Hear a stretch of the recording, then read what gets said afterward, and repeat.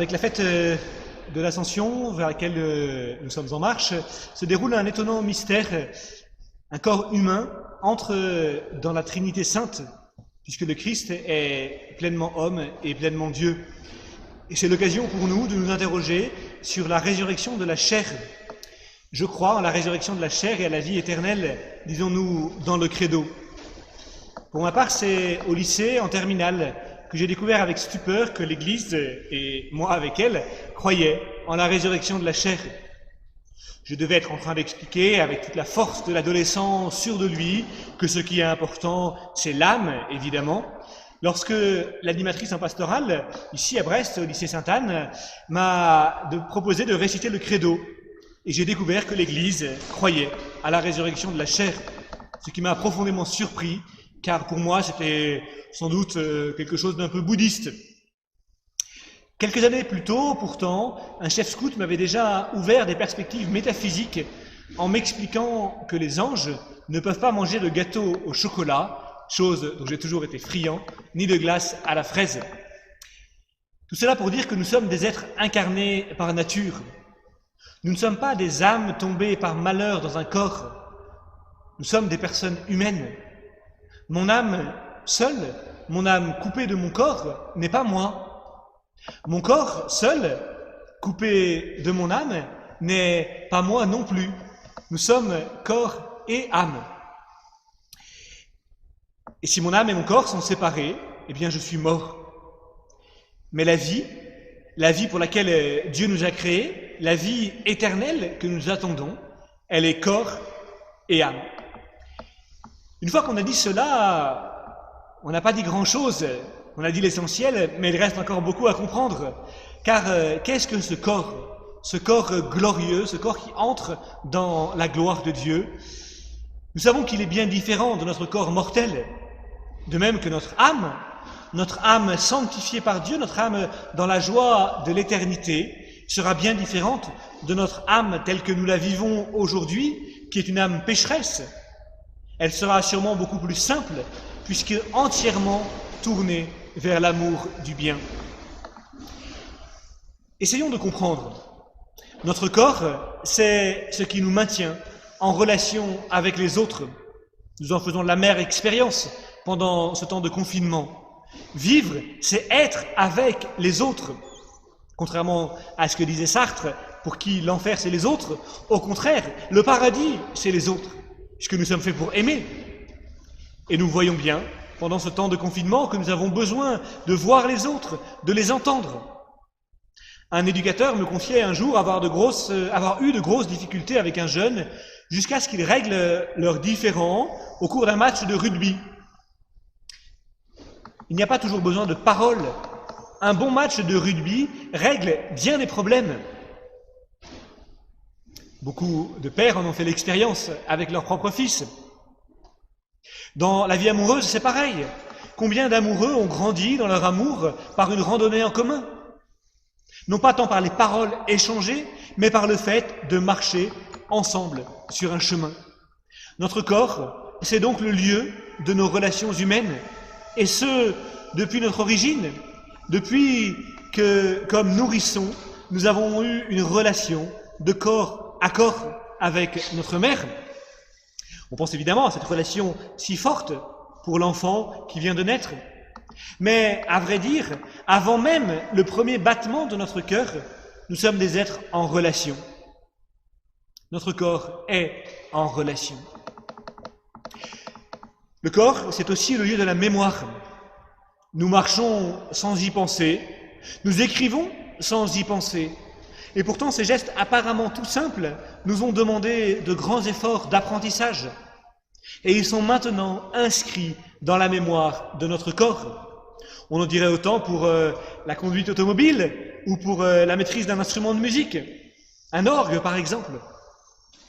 Notre corps garde la mémoire des gestes, la mémoire des odeurs, la mémoire des goûts, la mémoire des couleurs, la mémoire des sons. Notre corps garde notre histoire. Je pourrais vous montrer à la caméra telle cicatrice que j'ai ici, telle autre que j'ai là, telle autre que je porte ici. Souvent, ça peut aussi être une douleur qui se réveille de temps à autre.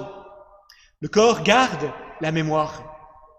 Professer la résurrection de la chair dans le credo, c'est affirmer que c'est bien moi avec mon histoire, moi avec ma mémoire, moi avec mes relations qui vais ressusciter. Je ne vais pas être un autre. Je n'ai pas pour but de devenir différent, mais d'être pleinement moi-même. Ma mémoire n'est pas anéantie par la résurrection, mais elle est purifiée.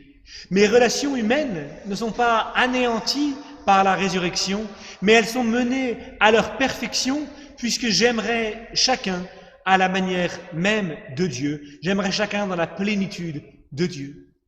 C'est souvent une question des amoureux. Mais est-ce que au ciel, le lien du mariage est anéanti? Puisqu'on dit que le mariage est un sacrement qui vaut sur la terre.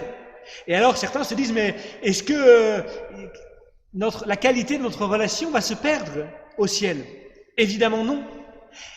Au ciel, nous aimerons bien mieux les membres de notre famille, votre mari, votre femme, vos enfants, nos parents, nos frères et sœurs. Nous les aimerons bien mieux, puisque la qualité de la relation sera approfondie, puisque j'aimerai chacun dans la plénitude de Dieu. Avec mon corps, avec ma mémoire, avec tout mon être, je verrai Dieu. C'est ce qu'affirme à sa manière le livre de Job. Lorsque Job, dans sa misère, dit « De mes yeux de chair, je verrai Dieu ». De mes yeux de chair, je verrai Dieu. Il s'agit pour lui d'affirmer la permanence de son être. C'est bien moi qui suis appelé à l'éternité.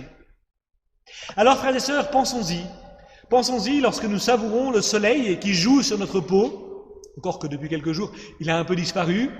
Pensons-y lorsque nous buvons un verre entre amis. Patience, dans quelques jours, ça va à nouveau être possible. Le Christ a goûté ces plaisirs simples.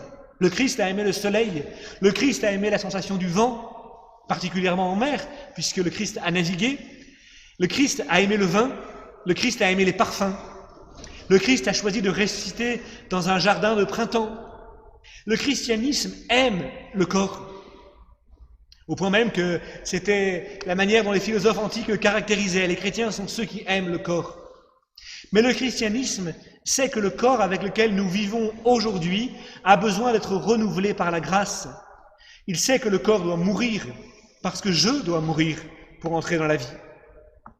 C'est le paradoxe de notre société actuelle qui idolâtre le corps sans l'aimer, alors que le christianisme aime le corps sans l'idolâtrer. Notre société contemporaine voudrait des corps parfaits. Elle est fascinée par le corps. Elle l'expose sur les placards publicitaires. Elle le met en scène, mais elle ne l'aime pas. Elle le méprise pour sa fragilité. Elle ne l'honore pas car elle le trouve trop lent, trop encombrant. Elle voudrait pouvoir passer d'une fraction de seconde de Tokyo à New York. Le christianisme, au contraire, s'inscrit dans la nature, dans le rythme lent des saisons et de la croissance humaine. L'expérience du pèlerinage à travers la marche lente qui marque tant le corps. La vie sacramentelle qui passe par le corps, par cette eau versée sur le corps, par cette huile qui fait une onction, par ce corps du Christ que nous recevons en nous, que nous ingérons, que nous mangeons. L'expérience sacramentelle, l'expérience du pèlerinage, les gestes liturgiques, se mettre à genoux, tracer sur nous le signe de la croix, sont autant de lieux où le corps est aimé, depuis la première onction sur un corps fragile, le corps du nouveau-né, jusqu'à l'extrême onction sur le corps du mourant. Et dans un dernier hommage, le jour de l'enterrement, nous présentons auprès du cercueil l'encens. Et le célébrant dit, en signe de respect pour vous, pour votre corps, voici l'encens. Frères et sœurs, l'inouï de notre fête de l'Ascension, c'est que le Christ fait entrer un corps humain, un corps glorieux, dans la gloire éternelle de Dieu.